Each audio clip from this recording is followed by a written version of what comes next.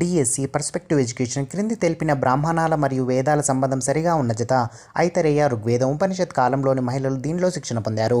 లలిత కళలు ఉపాధ్యాయుల కోసం ప్రవర్తన నియమావళిని ఎన్సీఆర్టీ ఈ సంవత్సరంలో ప్రకటించింది. 1997 ఎన్పీఈ 1986 జాతీయ విజ్ఞానానికి కొనసాగింపుగా ఉన్నత పాఠశాల ఉపాధ్యాయులకు వృత్తింతర విద్యను అందించేందుకు ఈ సంస్థను అభివృద్ధి పరిచే ప్రయత్నం జరిగాయి. ఐఏఎస్సీలు డిపెప్ను విస్తరించగా డిస్ట్రిక్ట్ ప్రైమరీ ఎడ్యుకేషన్ ప్రోగ్రాం జిల్లా ప్రాథమిక విద్యా కార్యక్రమం విలువల యొక్క స్వభావం పరిధిని గూర్చి చర్చించేది. ఆక్సియాలజీ అన్ని అల్పసంఖ్యాక వర్గాలు భాష మతపరమైన విద్యా సంస్థలకు ఏర్పాటు చేసుకొని నడుపుకునే హక్కు భారత రాజ్యాంగంలోని ఈ ఆర్టికల్కు సంబంధించింది. ఆర్టికల్ 30 మొదటిసారిగా ఈ కమిషన్ ప్రాథమిక విద్య వికేంద్రీకరణకు సిఫార్సు చేసింది. హంటర్ కమిషన్ నైతికతకు సంబంధించిన అంశం ఎన్సీఎఫ్ 2005లో ఈ శీర్షికనందు ప్రస్తావించబడింది. అవగాహన రూపాలు నేర్చుకొనుటకు జ్ఞానార్జన ప్రాముఖ్యత సంతరించుకొనుటకు ప్రాథమిక సందర్భాన్ని కలిగించేవి.